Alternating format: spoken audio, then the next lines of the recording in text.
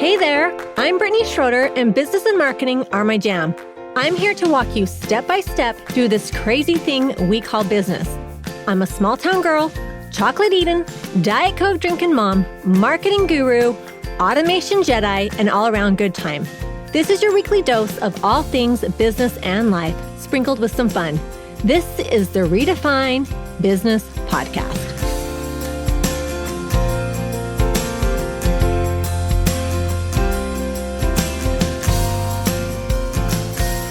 Welcome to another episode of Redefine Business Podcast. I'm excited for my guest today. It's Cinthia Pacheco from Digital Bloom IQ, and she has an agency, but she specializes in SEO. And I just feel like I feel like people are really intimidated by SEO and don't know where to start and don't know what to do. And so I just feel like we cannot talk enough about SEO until we understand it a little bit more. But one of the trends, before we jump into like who Cinthia is, one of the things that I am seeing more and more with clients is I don't want to be on social media. Like people are getting a little bit burnt out for social media. And I often say like, there's more than one way to reach your audience. And SEO is one of those things where it was a thing and then it kind of like wasn't, and it's a thing again. Well, it's never gone away, like honestly, but it's always there. So Cinthia, welcome to the podcast. Thank you for having me, Brittany. I'm really excited. And I love talking about SEO, which kind of shocks people because it can feel like a lot. So I own a digital marketing agency. We have a special sweet spot for SEO. Now we're doing a lot of GEO, which is kind of this whole new world of getting found in AI tools. I guess a lot of our students and our clients don't want to feel like they put all their marketing eggs in the social media basket per se. And the beautiful thing about SEO is that really targeting people when they're looking for you, right? That's like the timing of it is very special and very unique if we compare it to our other marketing, right? So the concept for those of you who haven't heard of SEO, so SEO stands for search engine optimization. And it's this idea of getting found in Google. So we've all done it. We search for a service or a product in our browser. It could be Chrome. It could be, any browser, Firefox, whatever you want. Now we're searching in ChatGPT as well. And we're looking for a solution to a problem that's going on in our lives. And these tools, the browser, will give us ideas of how to solve that problem. So sometimes it's looking for something specifically like, best sunscreen for pregnant mothers, for example, could be a very specific, we know the solution, right? So there we're searching for a product to something specific, but sometimes we don't know the solution yet, right? So we might be looking to grow our business, or we might be looking how to use a tool. And so there we're also targeting an audience that isn't quite aware of what we have to offer to them yet. So that's the concept, or that's the dynamic behind SEO. And it's completely different from social media, where we're at the mercy of the algorithm. And there is some search functionality inside Instagram, but it's very different and just it's very different, right, than a Google search, obviously. That's interesting because I have been learning more about like AI and we are going to ChatGPT and I've also noticed like the younger generation, that's where they're going is let's ask ChatGPT. And right. So what are the similarities between let's back up first. SEO, there is organic traffic and then there's obviously paid traffic. What is the best way to show up with SEO? Is it blogging? People are saying blogging is dead, but is it really? I don't think it is, but what is your thought on how do you deal with like SEO? Yeah, so people get really tripped up on the word blog. I think it's because they think they need to become a blogger. But what I tell my people is, if the word blog freaks you out, just choose another word. Content creation, if that feels like more professional, you want to build a resource part of your website, a journal, a notes, like whatever you want to name it, it doesn't matter. The point is you have information on your site that talks to the people on the internet about what you do. And this is for SEO, but it's also just good business practices, right? If we're spending time, energy, money, pouring our creativity into our websites, why wouldn't we have content on there that would talk about what we do and how we do it and how we can help our people, right? So that is like an element of SEO, creating content that people can find. But I think it's also just good business practice, because if you have a lead or if you have someone who does find you through, social media, you would want them to come to your site and get to know you, right? And get to know about what you do. So that's one element of SEO, creating content, creating pages on our website that target what people are searching for, and target both the people who are aware, again, of the solution, whether it's a course, a service, a product, and the people who aren't aware. They're aware of their problem. So they're searching things before they would find something like you. So for you, Brittany, you do funnels and business coaching. Maybe you want someone who's like looking to grow their business. So what would they be searching, right? When they're looking to grow, but they don't know that you exist yet, right? And like, how do you do it also in a way that's maybe special and different from all the, different business coaches out there? So we want to find those keywords that really target, again, the specific services and products, but also like the way that we serve our audience that is unique, because those keywords are going to be a little bit different than maybe everybody else. We don't, very broad keywords or very generic keywords are harder to rank for. Like, for example, business coaching. That's a very broad, very vague keyword that, yeah, it could get you some leads, but we want to get much more specific and much more niched. And, going to your question with AI, that is the direction we're going in.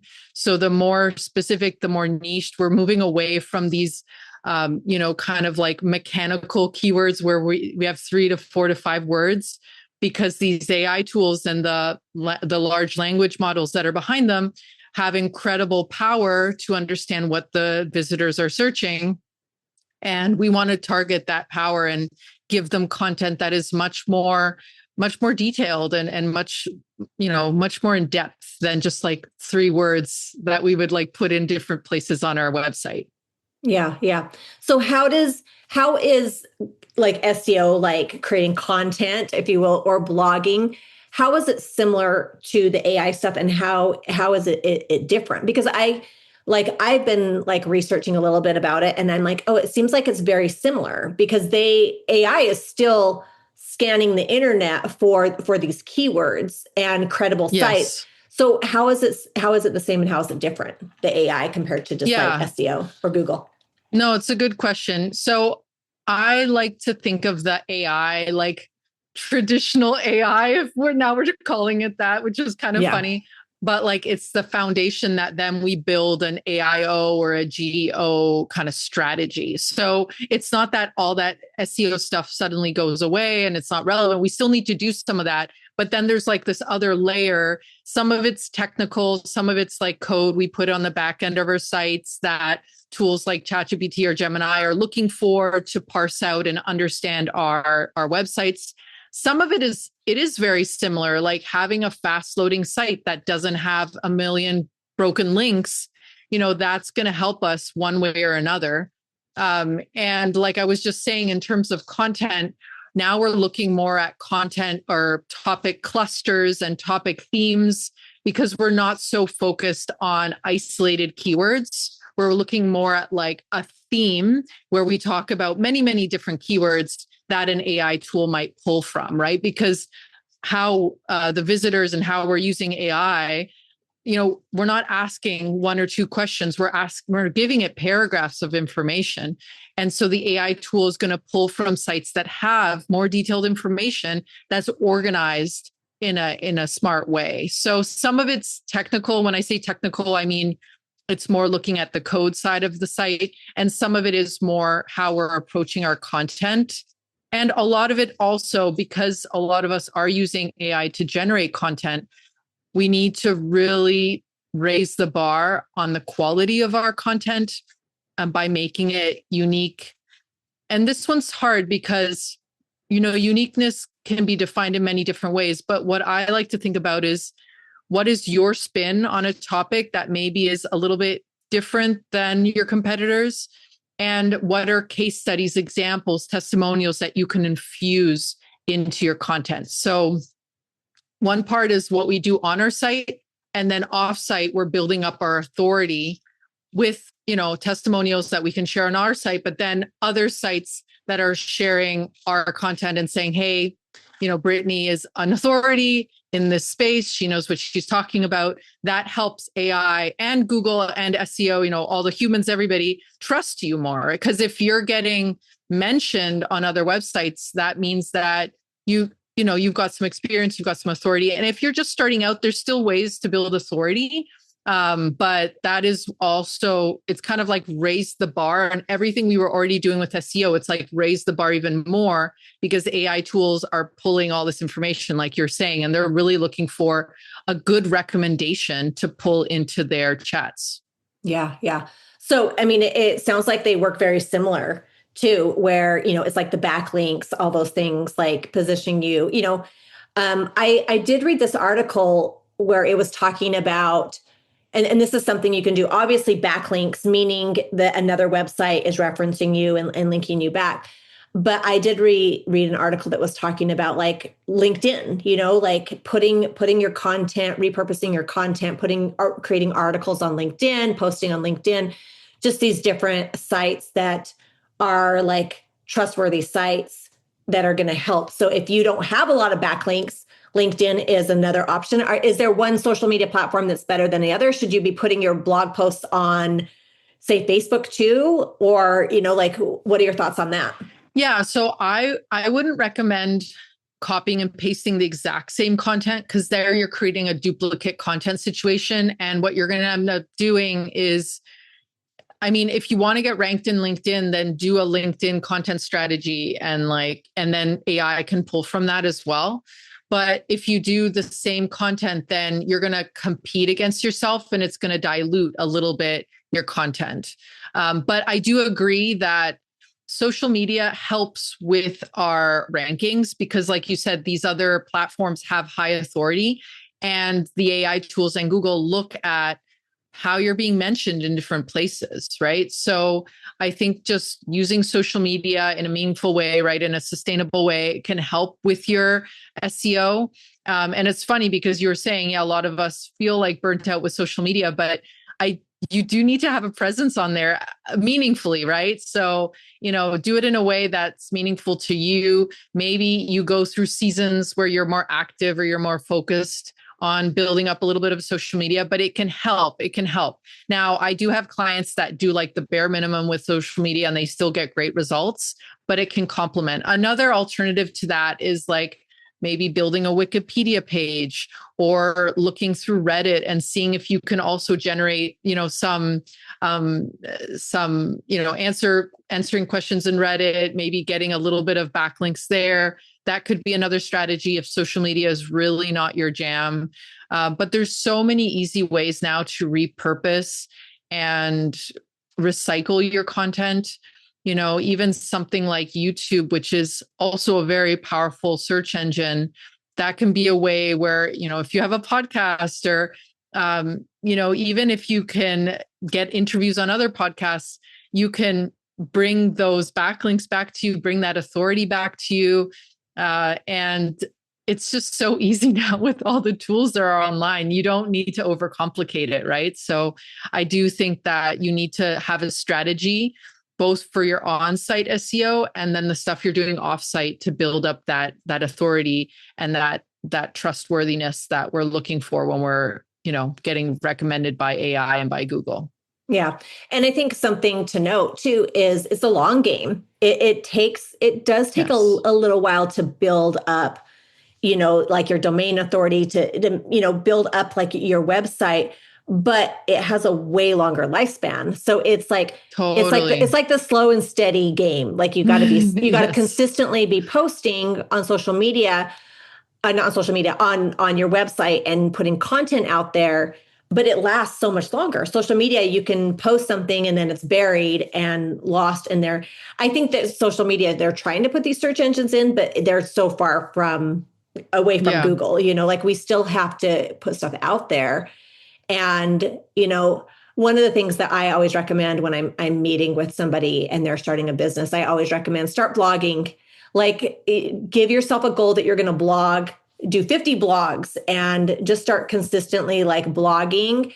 And then, but take the time to learn how to do it, like where you're optimizing your blogs too. And, you're learning and you're not just throwing content out there that isn't going to help you get rank or anything, but like consistently blog. So, what other tips can you offer my listeners about SEO as far as and AI? Like, you've given some great tips about, repurposing your content, putting stuff out there, trying to get backlinks, trying to get on other podcasts. Is there anything else that you can think of that would be helpful for my listeners? Yeah. So a lot of people ask me about keyword research. So keywords, I've been talking about keywords and topics and themes.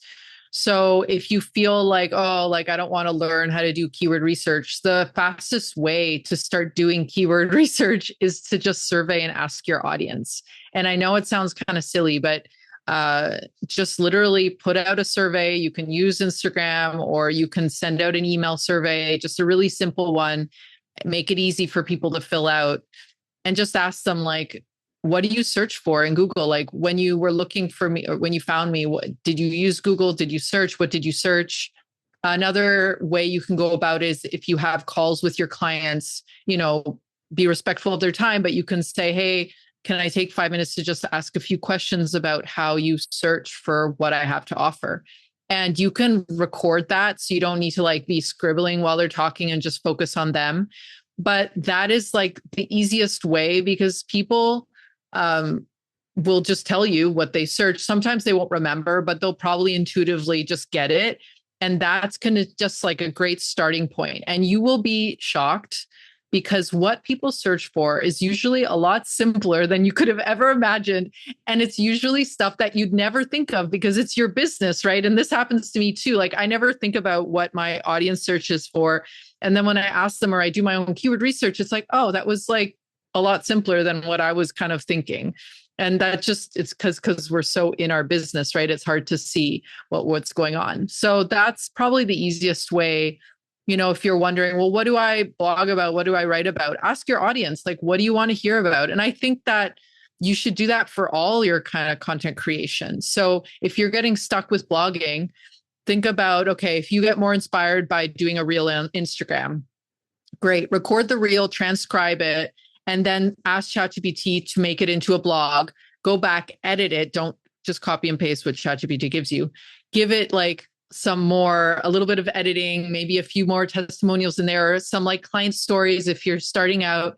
And then that becomes your blog. So you don't need to recreate the wheel. Like you can reuse what you have, like each topic.